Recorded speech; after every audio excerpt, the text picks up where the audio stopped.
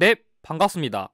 한국사회 해설의 품격영사학도 해품사입니다. 이번 영상은 해품사의 한능검 정규강의 심화편 제7강 주제인 삼국시대 통일 과정에 대해 다루겠습니다.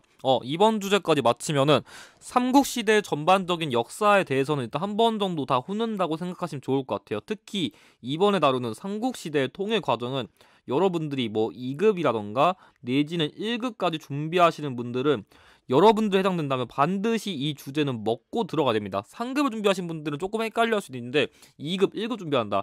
이 유형은 절대 버리시면 안 되는 급빈출 유형이기 때문에 반드시 가져가시길 바랍니다. 그럼 영상 시작하기 전에 이론 강의 관련된 공지사항부터 전달드리면은 강의 내용은 공유, 전달, 필기 모두 가능하지만 출처는 가급적으로 남겨주시고 상업적 내지 영리적 이용은 자제 부탁드리길 바라며 강의 시작하도록 하겠습니다.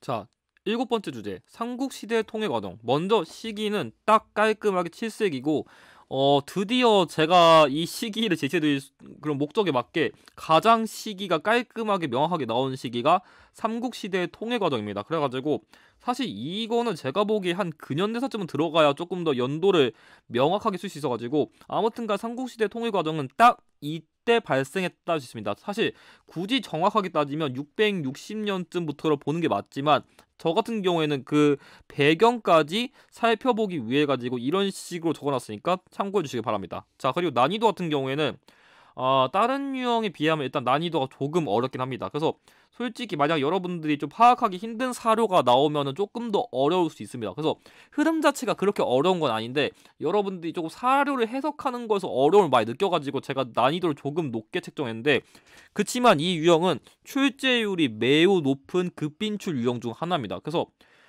최근에 특히 출제율이 매우 증가한 유형이기도 하기 때문에 옛날엔 좀 나왔던 적도 있고 안 나온 적도 있지만 지금은 거의 매 회차에 나온다 할 정도로 잘 나오기 때문에 여러분들이 반드시 공략할 필요가 있는 유형입니다. 자, 그러면 일단 학습 전략 제시해드리도록 하겠습니다. 학습 전략은 첫 번째는 일단 삼국시대 통일 과정의 전반적인 흐름을 파악할 줄 알아야 됩니다. 그래서 뭐 백제가 언제 멸망했고 뭐 고구려는 언제 멸망했고 삼국 통일은 언제 완성되고 이런 거 정도는 여러분들이 안 보고도 말할 정도로 훈련이 되셔야 되고, 두 번째, 고구려 백제의 부흥운동과 관련된 인물들을 구별할 줄 알아야 되는데 그러니까 백제가 멸망한 뒤에 백제의 부흥운동이 있었고 고구려가 멸망한 뒤에도 고구려의 부흥운동, 그러니까 다시 한번 나라를 세우기 위한 이런 일종의 운동이 있었는데 그 관련 인물들 여러분들이 좀 구별할 줄 알아야 되는데 제가 이거는 이따 팁을 드릴 거니까 참고해주세요. 그래서 사실 여기까지는 사실 기본편이랑 크게 차이가 없는데 심화편은 제가 맨날 강조하는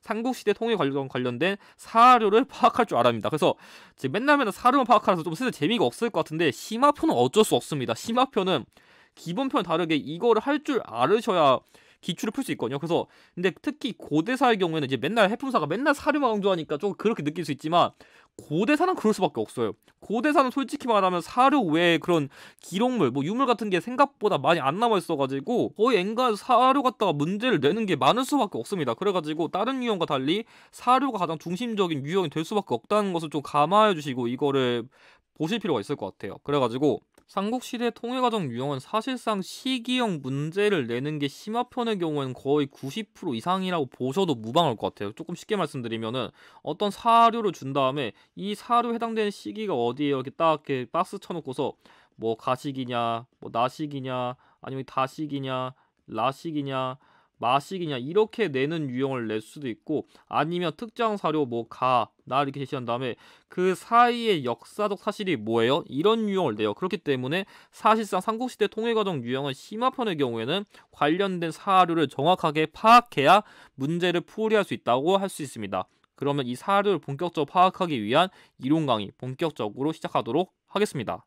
자, 먼저 삼국시대 통일 과정의 기본적인 흐름부터 파악해 봅시다. 그래서 제가 조금 키워드를 쉽게 나누기 위해 가지고 제가 배경, 과정, 그리고 좀 결과를 중심으로 이렇게 나눠봤는데, 그래가지고 지금 제가 제시하는 이 강의 내용 바탕으로 흐름이 이렇게 흘러왔구나 한 번에 좀 딱 잡으시기 바랍니다. 그럼 먼저 시작하면은 이 삼국시대 통일 과정의 전쟁의 배경은 제가 보기에는 굳이 얘기한다면 이 대야성 전투가 계기라고 할 수 있을 것 같아요. 뭐냐면 제가 저번에 4강에서 다룬 그 삼국시대 왕에서 다뤘던 설명 다시 한번 보충드리면은 이 대야성 전투는 당시에 백제 의자왕 시기에 이 윤충이라는 장군을 중심으로 이 대야성이 원래 그 신라의 성이거든요. 그래서 이 윤충이라는 인물이 당시 신라의 대야성을 공격해가지고 어떻게 했냐면은 이 윤충이라는 인물이 당시 신라의 김춘추라는 인물이 있거든요. 제가 나중에 무열왕이 된다고 했던 이 김춘추의 딸도 그렇고 당시 그 김춘추의 사위인 김품석이라 있거든요. 이 김품석이란 인물까지 동시에 다 죽였어요. 그래가지고 이 백제로 인해 가지고 김춘추의 어떻게 보면 가족이 둘 다 죽게 되니까 이 김춘추가 눈이 확 뒤집히는 거죠. 개빡쳐가지고 진짜 지금 당장 저 백제를 갈아 엎어버리고 싶은데 내가 지금 저 전쟁하기에는 힘이 없단 말이야. 당연히 전쟁하려면 군사력이 필요하니까 진짜 지금 당장 복수하고 싶은데 진짜 부글부글 끓어오는데 어떻게 할까 하다가 일단 이 김춘추가 먼저 한 선택은 이 고구려의 보장왕에 가가지고 군사를 요청한 거예요. 저 백제한테 군사 좀 복수 좀 하고 싶은데 군사 좀 빌려줄 수 없냐니까 당시에 이 김춘추가 아니라 그 보장왕이 말한 게 뭐냐면 당시에 그 중령과 마목현이라는 땅이 있거든요. 이 중령이라는 건 지금 소백산맥, 그러니까 경상북도에 있는 땅이고, 뭐 마목현이라는 건 청천북도에 있는 땅인데, 뭐 이런 거 몰라도 됩니다. 여러분들 중요한 거는 이런 식으로 중령과 마목현은 원래 우리 땅이니 이걸 돌려주지 않으면은 군사 안 주겠다. 이런 말인데 당연히 김춘추가 주겠어요? 아무리 그 군사 급해도 땅을 준다?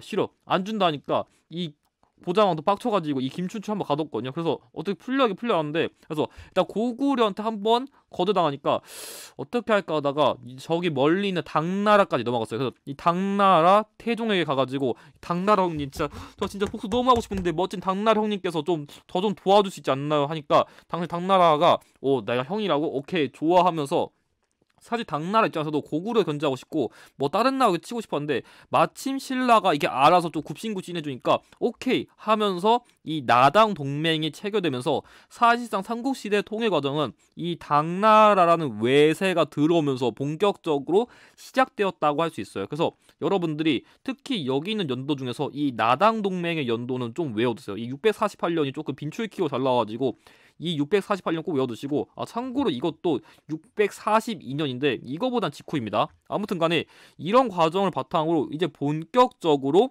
삼국시대 통일 과정이 시작되는데 그래서 일단은 첫 번째로는 백제가 먼저 멸망합니다. 그래서 이때 백제 장군은 대표적으로 계백이라 했거든요. 그 황산벌의 계백. 그래서 여러분들이 뭐 황산벌의 계백 맞서 싸움 관찰 이 노래 알 텐데 이 황산벌의 계백이 당시 이 나당연합군이 이렇게 들어오면서 내가 질 것 같은 거야. 대표적으로 뭐 신라랑 당나라에서는 여러분들 이 장수는 알아두면 좋은데 소정방이라 해가지고 이런 나당연합군 침입하니까 내가 질 것 같은 거야. 그래가지고 어떻게 할까 하다가 진짜 이 계백이란 인물이 자신의 가족까지 미리 살해한 다음에 진짜 전쟁터 나왔거든요. 실제로 내가 진짜 전쟁이 지면은 그 가족들은 저 다른 나라 노예가 될 것 같으니까 그럴 바에 먼저 죽이겠다. 이런 마인드였는데 물론 지금의 마인드에서는 이해가 안 될 수 있지만 그만큼 진짜 자신의 목숨도 걸고서 이게 간 거였어요. 그만큼 좀 더 간절하게. 그래가지고 당시 이 계백이랑 이 나당연합군이랑 어디서 전투를 했냐면 그 전투 지역이 중요한데 바로 황산벌이에요. 그래서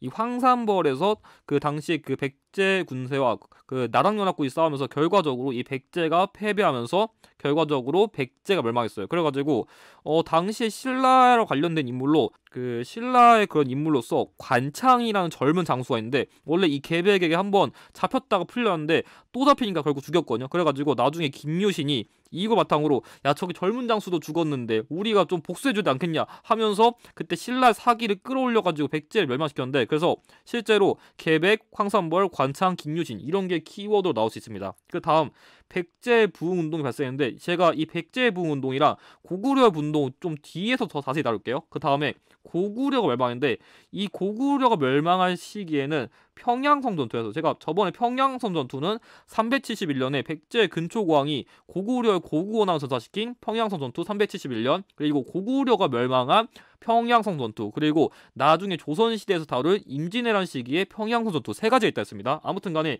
이때 이 평양성 전투를 통해 가지고 당시 나당연합군이 결과적으로 보장왕을 이렇게 보장왕을 붙잡으면서 이 보장왕이 붙잡히면서 평양성이 함락되면서 결국 고구려도 멸망했고 그 다음에 고구려 부흥운동이 있었습니다. 그래서 기본적인 순서는 일단 백제가 멸망하고 백제 부흥운동, 고구려가 멸망하고 고구려 부흥운동, 그리고 이 다음에 매소송 전투랑 기벌포 전투가 발생했다. 이거를 이해하는 게 중요한데 사실 조금 그런 게 있어요. 왜냐하면 지금 아까 그 동맥인 얘들끼리 갑자기 왜 싸우냐 이런 말 할 수 있는데 뭐냐면 일단은 당시에 당나라가 조금 사실 신라 입장에서 다른 나라를 좀 멸망시키고 싶었지만 또 당나라 입장에서 한반도까지 좀 지배하고 싶은 그런 야욕이 있었거든요. 그래가지고 이 백제가 멸망한 다음에는 웅진 도독부란 걸 세웠고 고구려가 멸망한 뒤에는 안동도부란 걸 설치했거든요. 그래가지고 이런 식으로 일종의 그런 군정기관 그런 거 설치해가지고 지속적으로 그 멸망한 국가에 대한 간섭 같은 걸 했었는데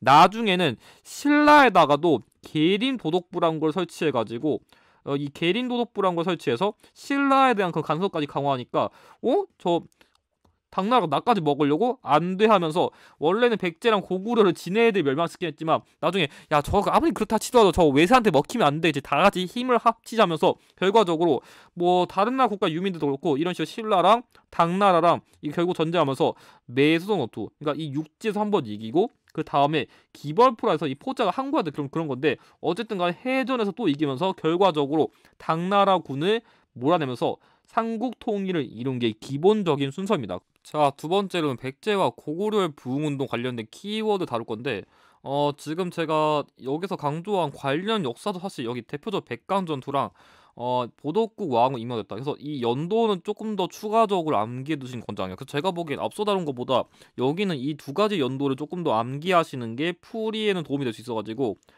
이 연도든 특별히 좀 암기를 해두신 것을 권장드려요. 아무튼 설명하면은 첫 번째 백제 부운동. 당연히 백제가 멸망한 다음에 백제를 다시 살리기 위한 부운동이 있었겠죠. 그래서 관련 인물로는 대표적으로 흑치상지, 보신, 도침 이렇게 있는데 이 흑치상지의 경우에는 임존성을 중심으로 부흥운동 도모했고 복신과 도침은 주류성을 중심으로 부흥운동 도모했는데 제가 보기에 솔직히 뭐 이런 것까지는 구체적으로 몰라도 그냥 이 인물 나온다 그냥 백제 부흥운동이구나 이렇게 외우시면 되고 이 부여풍이라 해가지고 의자왕의 아들도 있는데 이 복신과 도침이 나중에 그 백제 부흥운동 할 때 왕으로 추대했습니다. 그래가지고 백제 부흥운동 인물들은 백제인들은 흑도복을 좋아한다 이렇게 암기하시면 조금 더 쉽게 접근할 수 있습니다. 그 다음에 관련 역사적 사실로는 백강전투라고 있는데 원래 백제랑 일본이 좀 친했었거든요. 실제로 예전에 제가 그 백제가 일본의 칼도 하사 정도로 원래 백제랑 일본이 조금 짱친이었는데 그래가지고 실제로 이 부흥운동할 때 외나라가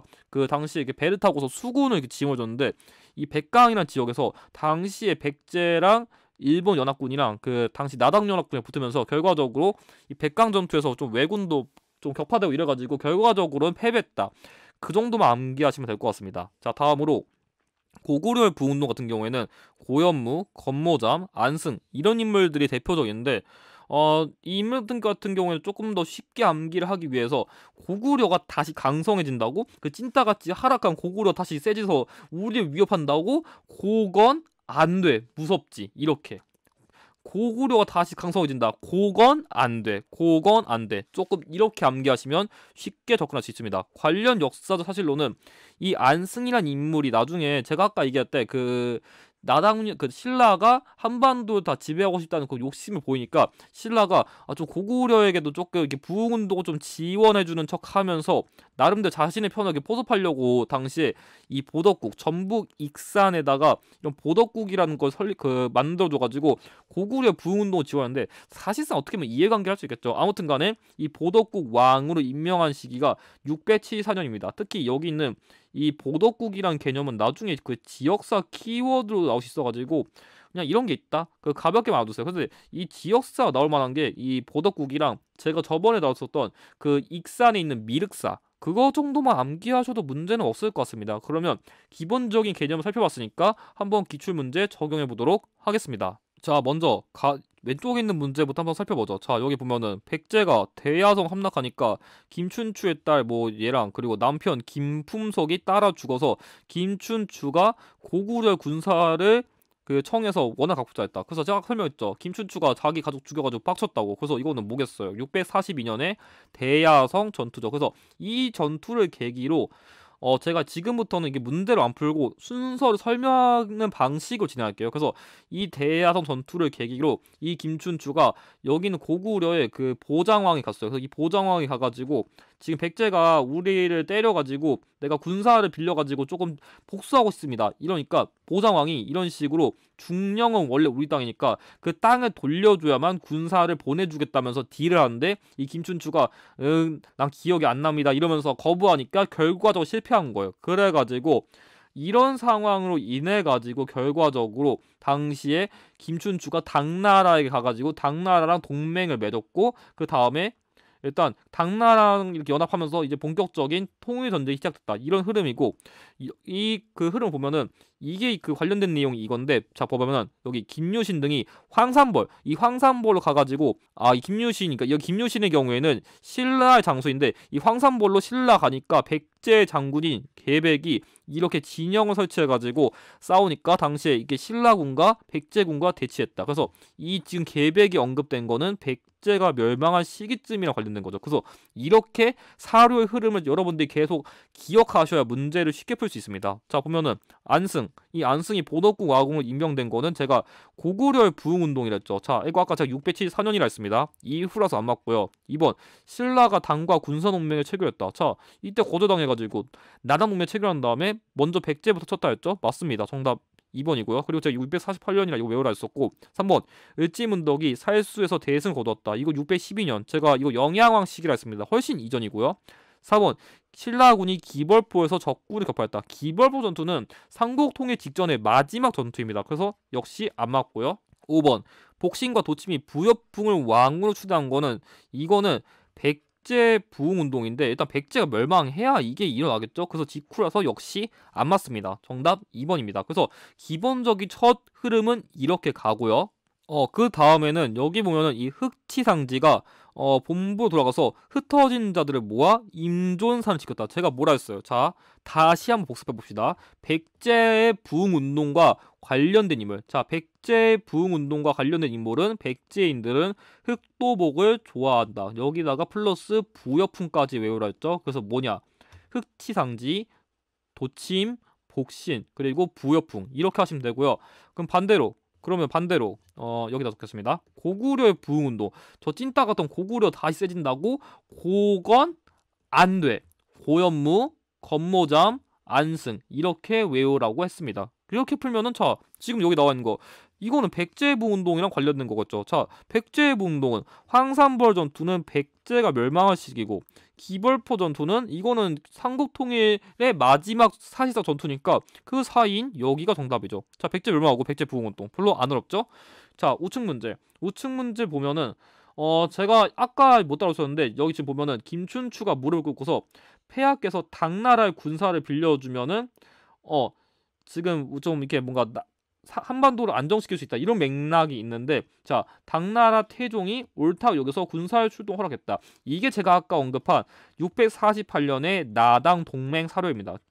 자 그리고 밑에 보면은 자 여기 평양성 밖에 도착했고 군사가 한 달 동안 평양 포위하니까 결과적으로 보장왕과 남건 등을 붙잡았다. 이게 바로 676년에 고구려가 멸망한 시기의 사료입니다. 그래가지고 여러분들이 그 나중에 조금 더 깊게 공부하고 싶으면은 뭐 이런 식으로 남건 이런 인물도 언급되고 연남생, 연남건 이런 인물도 언급되면은 연개소문이 그 사망한 뒤후에 그 아들들이라고 생각하면 될 것 같습니다. 아무튼간에 이건 고구려 멸망 관련된 사료니까 그 사이에 있는 사연 보죠. 자 1번 당이 안동도부를 요동지역으로 옮겼다. 자 일단 안동도부가 설치되려면 최소한 고구려가 멸망한 직후는 돼야 되겠죠? 그러니까 안 맞죠. 2번 신라와 당의 연합군이 백강에서 왜군을 물리쳤다. 자 일단 나당동맹 한 다음에 백제를 멸망시킨 다음에 이 백강 전투는 제가 강조한 663년에 백제 부흥운동 관련된 키워드입니다. 맞습니다. 정답 2번이고 3번 신라가 당의 군대에 맞서 매소성에 승리했다. 자 매소성 전투는 제가 아까 얘기한 나당 전쟁의 대표죠. 아직 고구려 멸망시킨 다음에 욕심을 보이니까 매소성 전투가 발생하겠죠. 안 맞습니다. 4번 고구려 안승이 신라에 의해 보덕궁왕 임명. 자 이거 674년에 했었고 고구려가 멸망한 이후에 부흥운동이 있겠죠. 안 맞습니다. 자, 5번. 고구려가 당해 침에 대비하여 천리장성을 완성했다. 이거 연도로 보면 되게 이때쯤인데 완성한 시기는 어떤 647년인데 어쨌든 간에 시기적으로는 이전이라 안 맞습니다. 그래서 정답은 2번인데 가급적으로 이렇게 연도로만 푸지 말고 이런 식으로 최대한 흐름을 잡아가지고 아까 제가 제시한 흐름 그 키워드대로 좀 보시는 것을 권장드립니다. 그럼 마지막으로 다시 한번 복습하겠습니다. 그래서 여러분들 지금 문제를 보시면 알겠지만 기본적으로 삼국시대 통일 과정은 좀 최근에는 좀 배경과 관련된 내용도 나오긴 하는데 기본적으로 여러분들은 백제가 멸망했어요. 그 다음에 백제 부흥운동, 흑치상지, 복신, 도침, 그리고 백강전투가 있고 그 다음에 고구려가 멸망했고 그 다음에 고구려의 부흥운동, 고구려가 다시 강성해진다. 그건 안 되면서 고현무, 건모잠, 안승, 그리고 마지막으로 매소성 전투, 기벌포 전투를 계기로 삼국 통일이 완성됐다. 이것만 기억하시면 되는데 그래서 조금 더 보충드리면은 자 여기 보면은 자 당나라 신라 군사들이 이미 백강과 탄현을 건넜다는데 그래서 장군 개별시켜가지고 황산으로 가서 신라군과 맞서 싸웠다. 자 이거는 백제 멸망과 관련된 거죠. 그래서 뭐 첫 번째겠죠. 자 두 번째 유인원과 신라왕 김범민.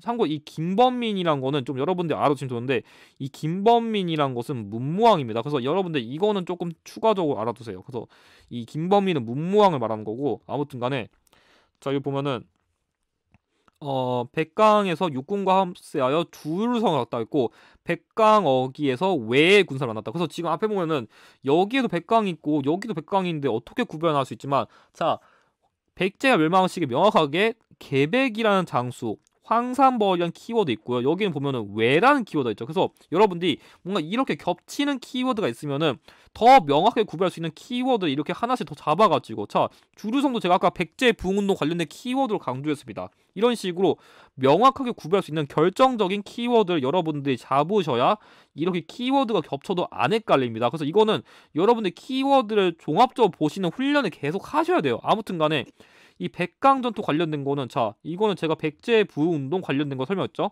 자 그럼 이게 두 번째 확률이 높아요.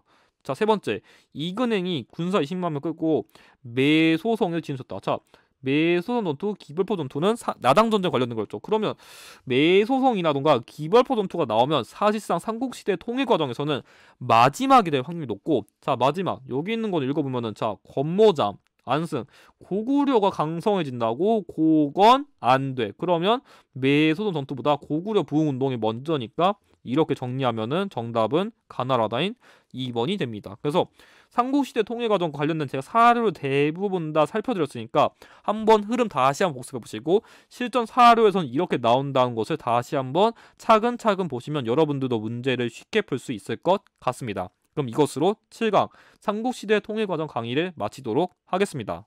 이번 강의에서 활용된 기출의 출처는 다음과 같습니다. 그럼 이것으로 7강 삼국시대 통일과정 강의를 마치겠습니다. 다음 8강부터는 통일신라랑 관련된 사례를 다루도록 하겠습니다. 강의 보시느냐 정말 수고하셨고 다음 강의에서 또 뵙겠습니다. 영상의 내용이 도움이 되셨다면 좋아요와 구독을 부탁드립니다. 감사합니다.